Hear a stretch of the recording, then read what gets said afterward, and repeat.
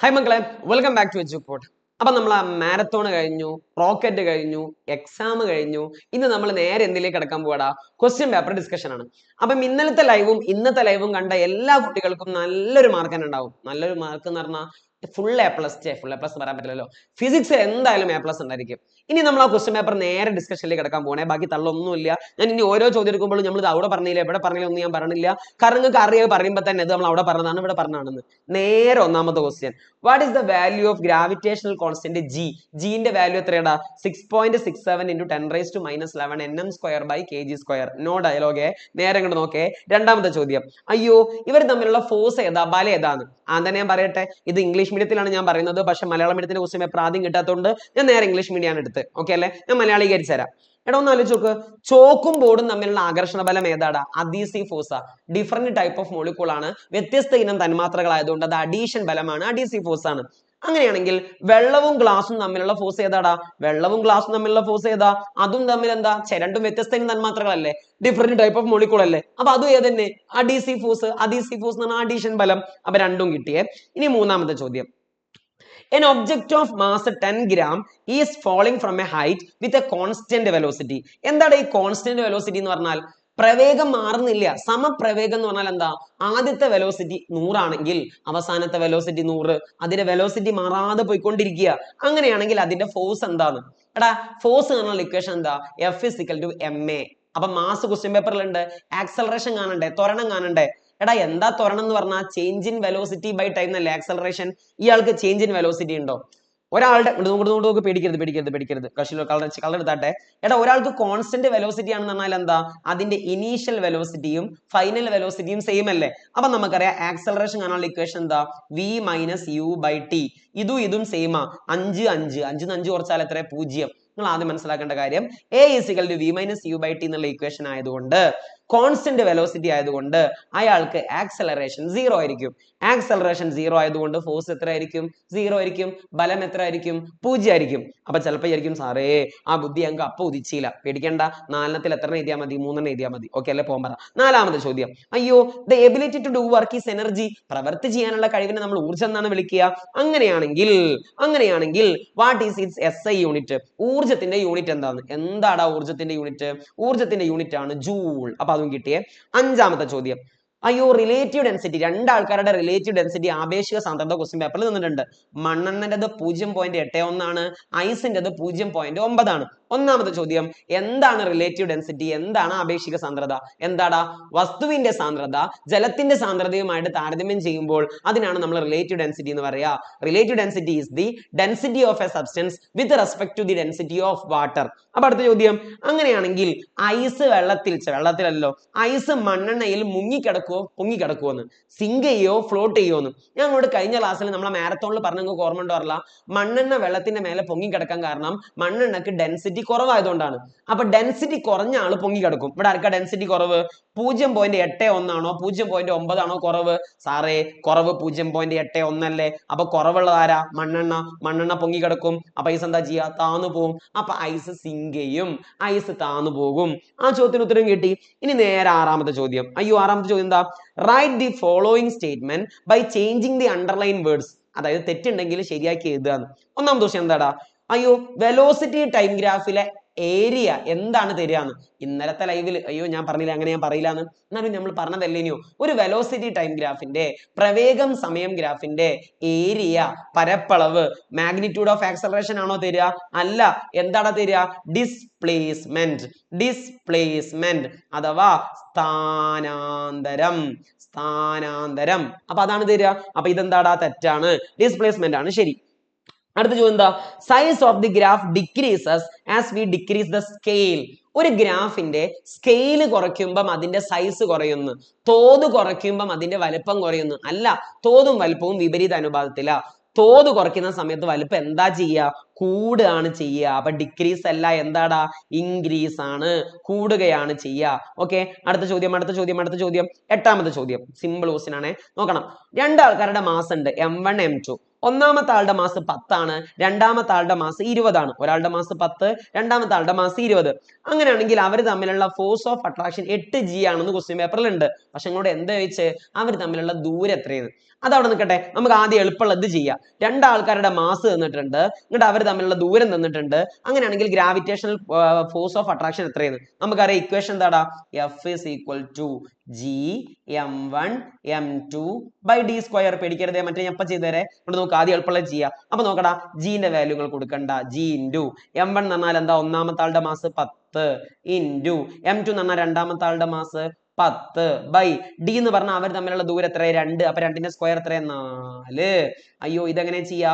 10 10 100 അപ്പൊ 100 G by 4. എടാ 100/4 എത്ര? 100ൽ എത്ര 4 ഉണ്ട്?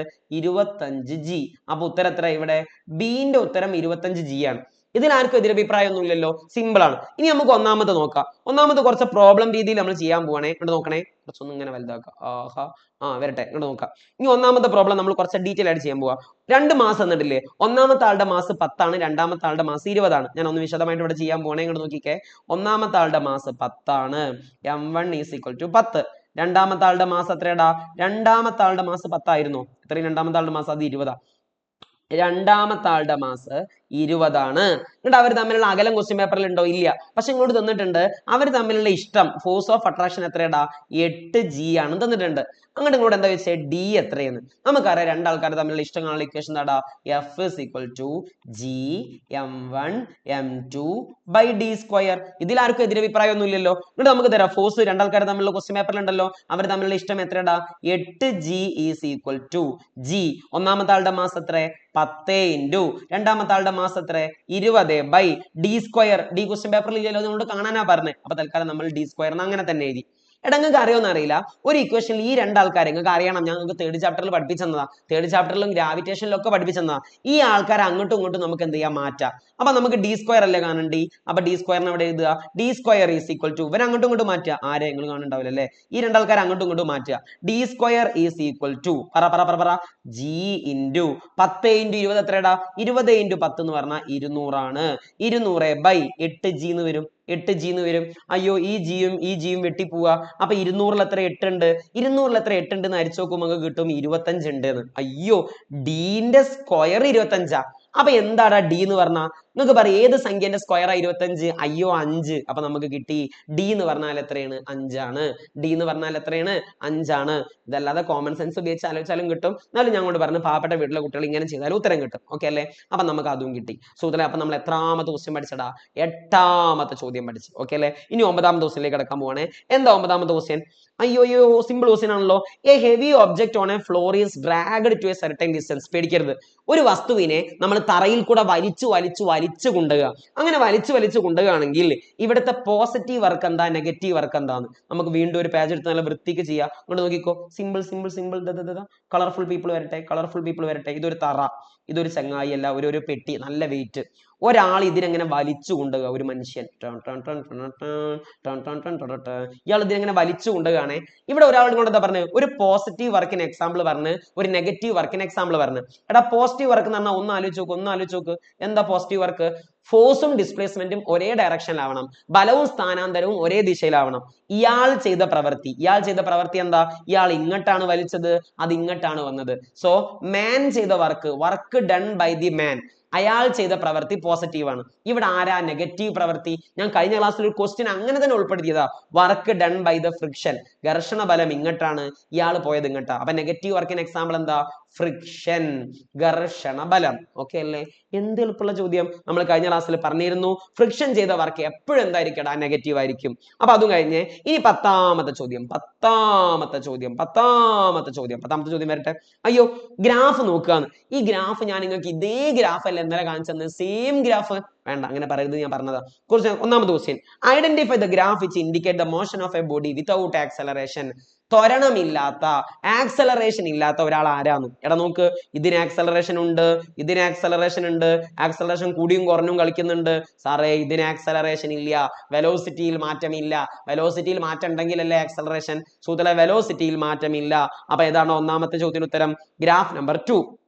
രണ്ടാമത്തെ ചോദ്യം എന്താ, ഇതിൽ ആരാണ് ഒരു ഫ്രീലി ഫോളിംഗ് ബോഡിന്റെ ഗ്രാഫിനെ റെപ്രസെന്റ് ചെയ്യുന്നത്? എടാ ഒരാൾ ഫ്രീലി ഫോളിംഗ് ആണെന്ന് വിചാരിക്കുക, നിർബാധ പതനാണെന്ന് വിചാരിക്കുക. നിർബാധ പതനത്തിൽ അയാളുടെ എന്താ സംഭവിക്കുക? സ്പീഡ് ഇങ്ങനെ കൂടി വരൂലേ? അപ്പൊ അതിൽ ആരാ സ്പീഡ് കൂടി വരുന്നത്? ഞാൻ നല്ല പറഞ്ഞ ഓർമ്മ ഉണ്ടോ? അയ്യോ ഇത് സ്പീഡ് കുറയാണ്, ഇത് ഒരേ സ്പീഡാണ്, അയ്യോ ഇത് കൂടുകയാണ്. അപ്പൊ ഇതാണ് രണ്ടാമത്തേന് ഉത്തരം. ഒരാളെ വെറുതെ താഴോട്ട് വെക്കുകയാണെങ്കിൽ ഇതായിരിക്കും ഫ്രീലി ഫോളിംഗിന്റെ എന്ത് ഗ്രാഫ്.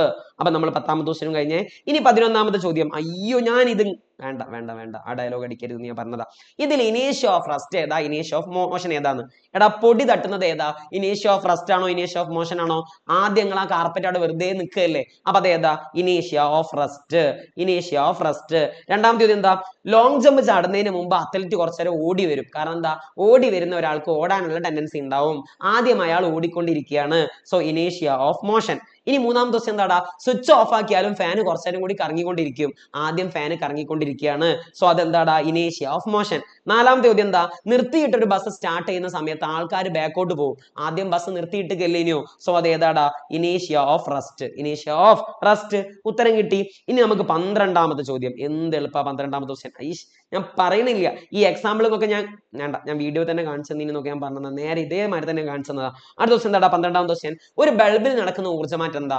കറന്റ് കൊടുക്കുന്നു, ലൈറ്റ് തരുന്നു. വൈദ്യുതോർജ്ജം പ്രകാശോർജ്ജമായിട്ട് മാറുന്നു. Electric energy is converted into light energy. അടുത്ത ദിവസം എന്താ, ഒരു മോട്ടറിൽ നടക്കുന്ന ഊർജ്ജമാറ്റം എന്താണ്? എടാ മോട്ടറിൽ നടക്കുന്ന ഊർജ്ജമാറ്റം എന്താ? കറന്റ് കൊടുക്കുമ്പോൾ മോട്ടർ ഇങ്ങനെ കറങ്ങും, so electric energy is converted into mechanical energy. വൈദ്യുതോർജ്ജം യാന്ത്രികോർജ്ജമായിട്ട് മാറുന്നു. 13ാമത്തെ ചോദ്യം.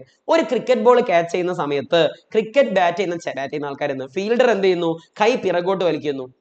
ഇതേ ചോദ്യം ഞാൻ ഇന്നലെ ഞാൻ പറഞ്ഞില്ല നിങ്ങൾ മനസ്സിലാക്കി വെക്കുക. ഇനി മുതലെങ്കിലും എജുപോർട്ടിന്റെ ക്ലാസ് നല്ലോണം കാണുക.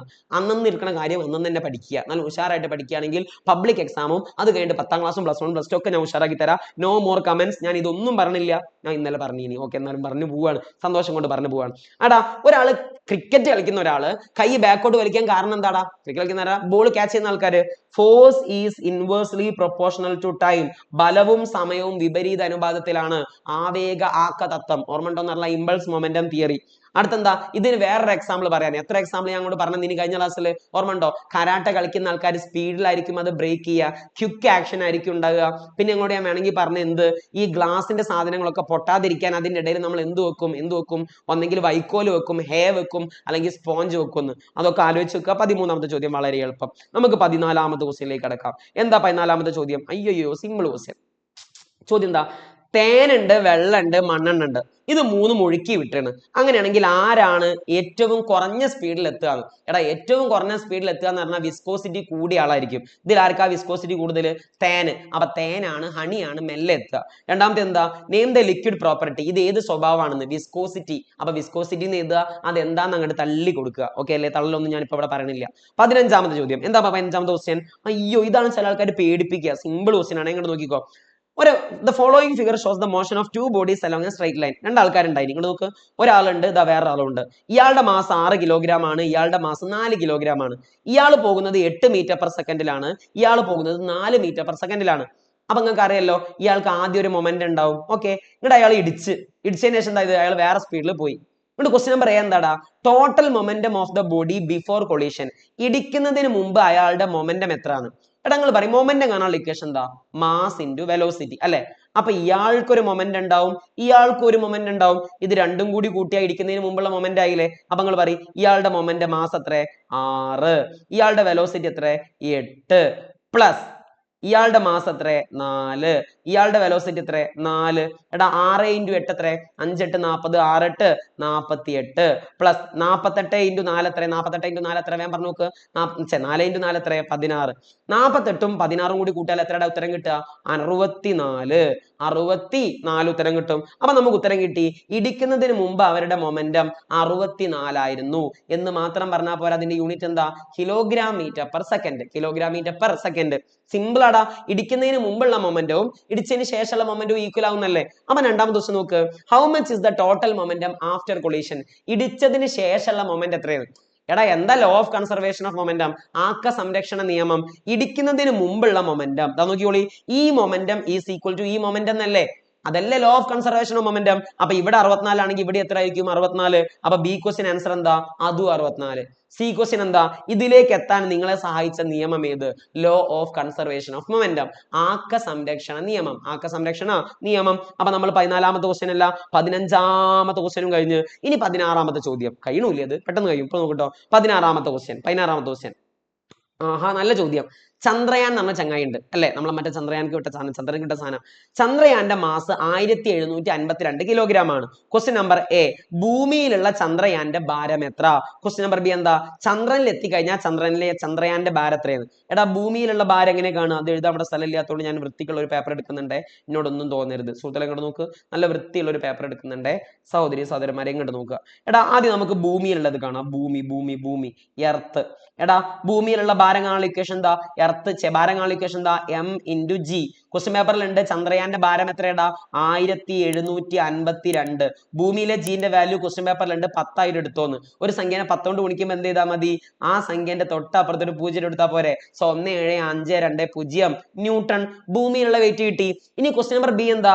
ഇയാൾ ചന്ദ്രന് പോവാണെന്നുണ്ടെങ്കിൽ, മൂണ് പോവാണെന്നുണ്ടെങ്കിൽ അയാളുടെ വെയിറ്റ് എത്രയാണ്? എങ്ങനെയാണ് കാണുക? വെയിറ്റ് കാണാനുള്ള ഇക്വേഷൻ എന്താ? mg. അപ്പൊ അയാളുടെ മാസ് എത്ര? 1752. ആഹാ, ചന്ദ്രനിലെ ജിന്റെ വാല്യൂ എത്ര? ക്വസ്റ്റ്യൻ പേപ്പറിൽ ഉണ്ട് നിങ്ങൾ 1.6 എടുത്താൽ മതി എന്ന്. ഇത് രണ്ടും ഗുണിക്കുമ്പോൾ നിങ്ങൾക്ക് എത്ര ഉത്തരം കിട്ടുക?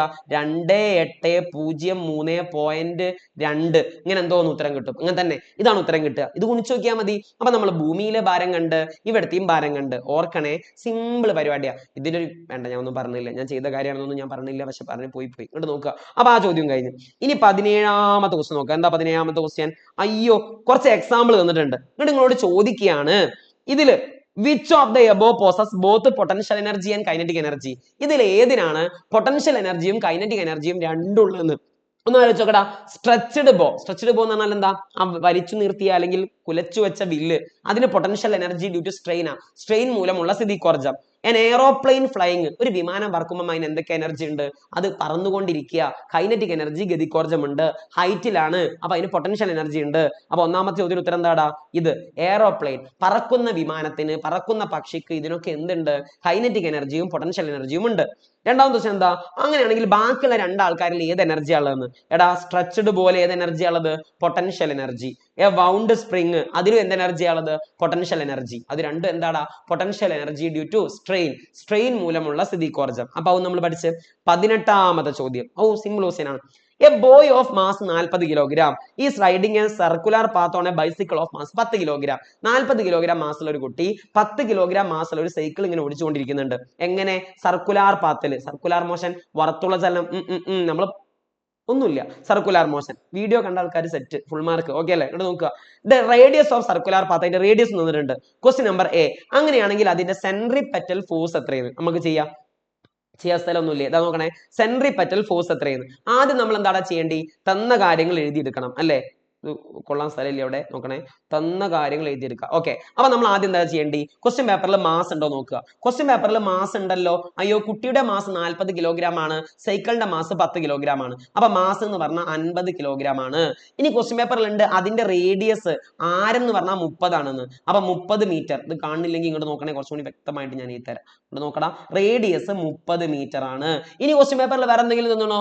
അതിന്റെ വെലോസിറ്റി തന്നിട്ടുണ്ട്, പ്രവേഗം 6 മീറ്റർ ആണ് തന്നിട്ടുണ്ട്. So velocity is equal to 6 metre per second.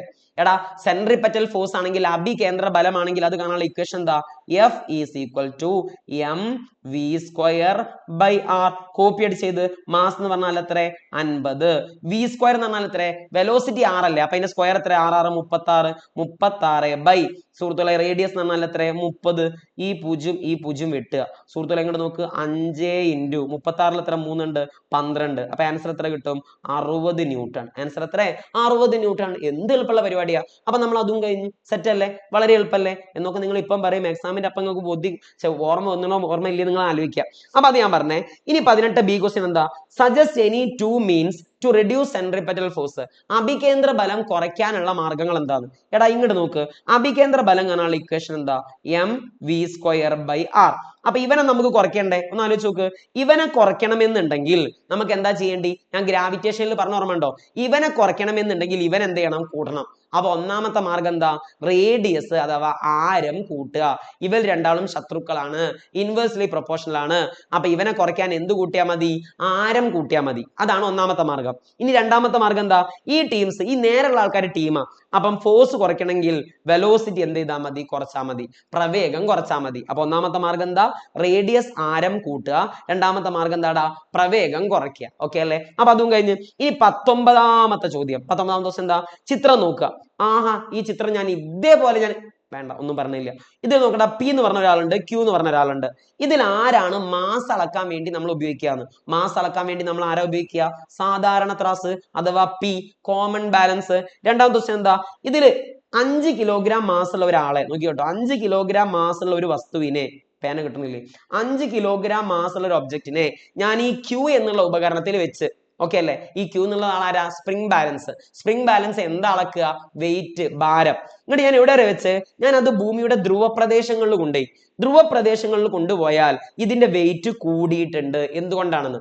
എടാ, എന്തുകൊണ്ടാ വെയിറ്റ് കൂടാൻ കാരണം? ഒന്ന് ആലോചിച്ച് നോക്ക്. ഇത് സ്പ്രിംഗ് ബാലൻസ് അല്ലേ? ആലോചിക്കണം. ഇങ്ങോട്ട് നോക്കണേ.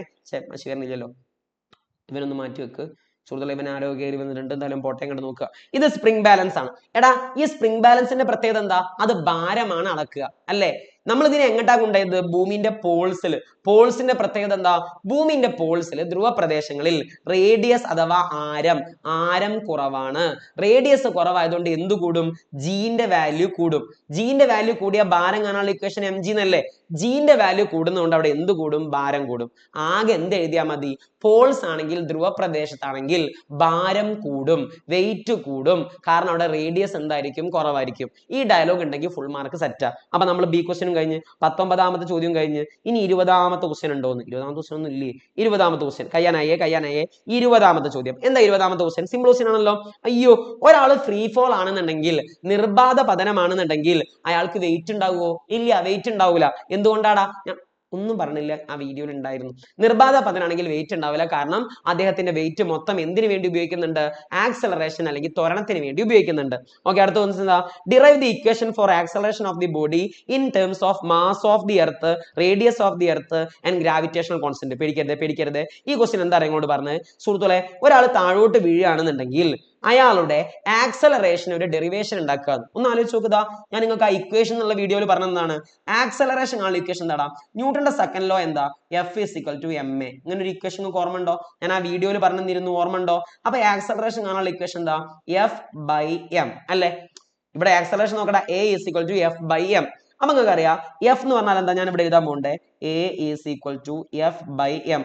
ഒരാൾ താഴോട്ട് വീഴുമ്പോൾ ഫോഴ്സ് എന്ന് പറഞ്ഞാൽ എന്താടാ?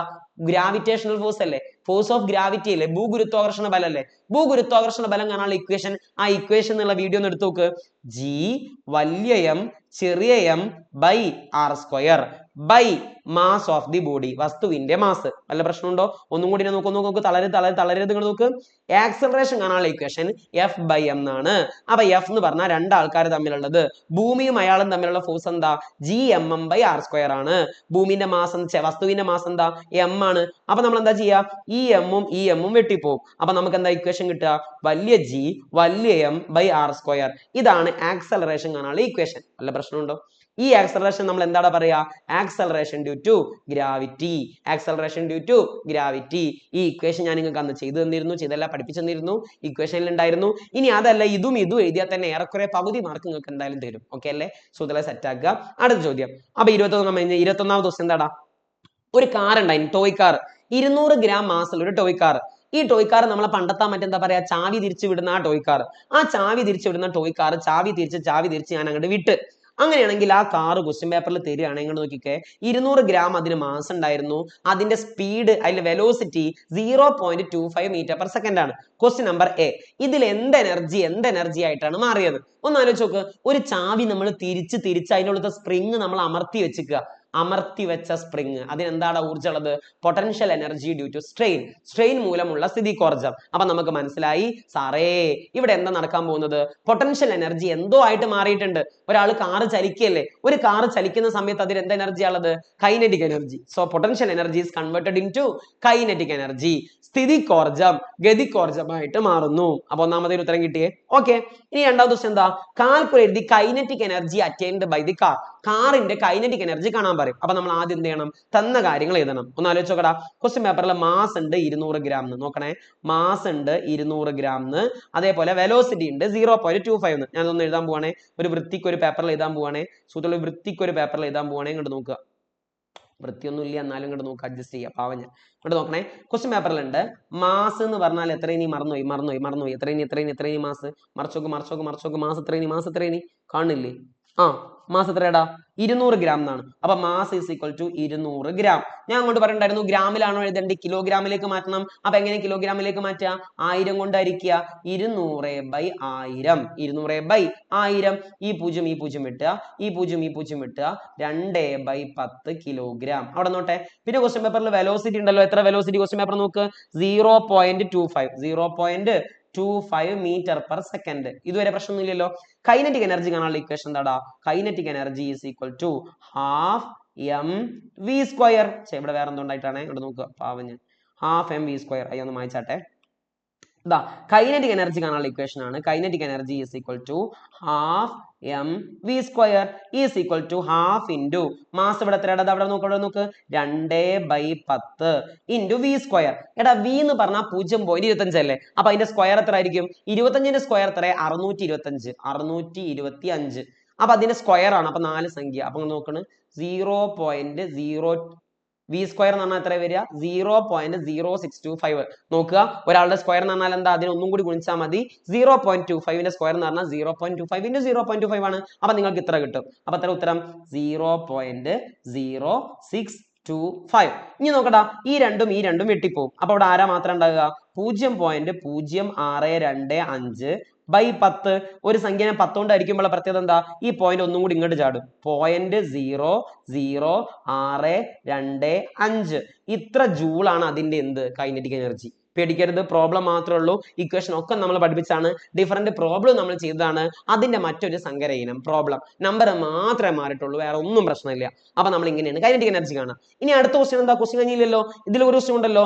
Calculate the work done during the motion of the car. അങ്ങനെയാണെങ്കിൽ ഇവിടെ ചെയ്ത പ്രവൃത്തി എത്രയാണ്? എടാ വർക്ക് എങ്ങനെ കാണുക? വർക്ക് കാണാനുള്ള ഇക്വേഷൻ ആയിരുന്നു ഫോഴ്സ് ഇൻറ്റു ഡിസ്പ്ലേസ്മെന്റ്. അത് ഇവിടെ പറ്റൂലല്ലോ.